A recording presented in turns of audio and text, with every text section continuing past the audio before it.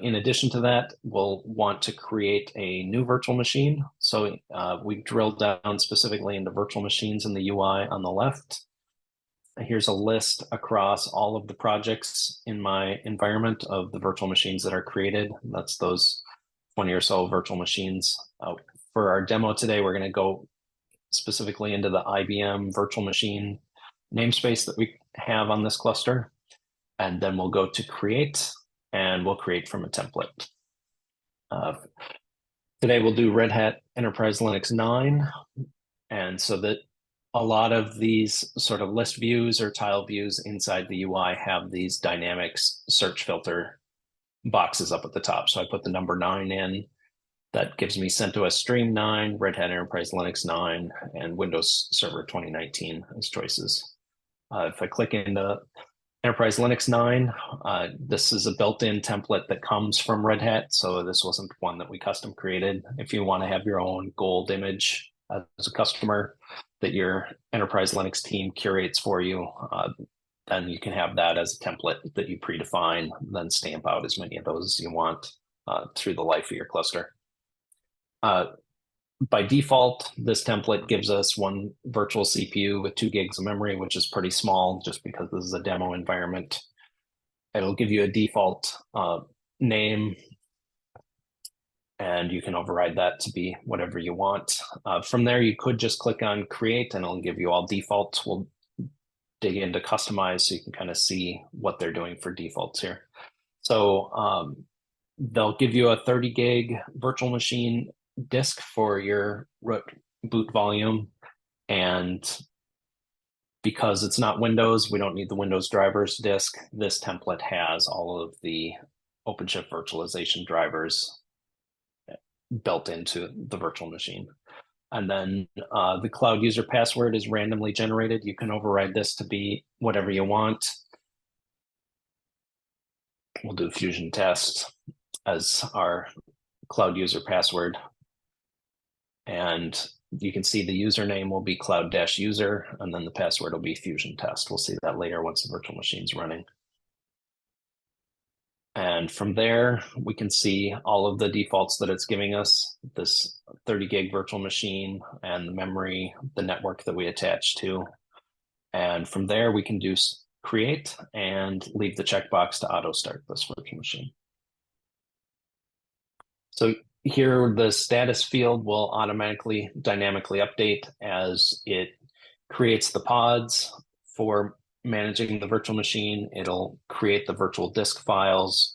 It'll do some cloning to get the template injected into the virtual machine. And from there, it will start it. So you can see through this small console preview, the virtual machine starting. This eviction strategy is part of the policies of the OpenShift cluster. So if a single node in your cluster starts using too much CPU and memory, either because it's getting loaded up with pod workloads or virtual machine workloads, you can use this live migrate capability to move your virtual machine to a less busy node. So it kind of auto balances as the workloads grow up towards a threshold that you set as an administrator. So that's all right. While it's still booting, not able to change that setting. So let's look over at the virtual machine console here. Underneath the VNC console preview, there's this open web console link that'll pop up a new tab.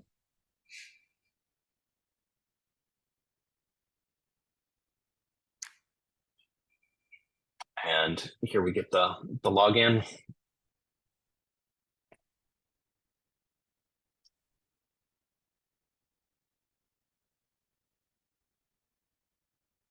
So I put in the cloud user that's created by the template, and I put in the password that I'd used when I created this. So from here, you can see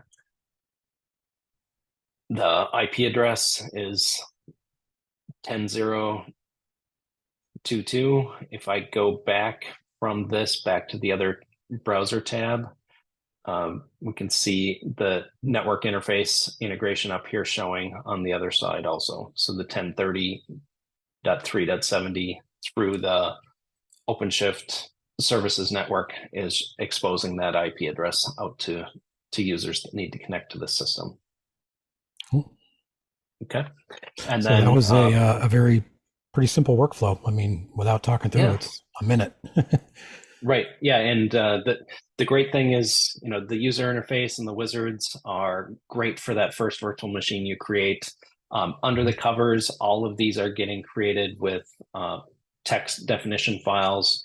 And so it's fully API driven to be able to create all of these programmatically also, right? So that's the great thing about OpenShift in general is we have UIs to learn how the tools work. Everything that's created in the UI generates text config files in the back end for driving automation as well. So um, from there, we can look and see at the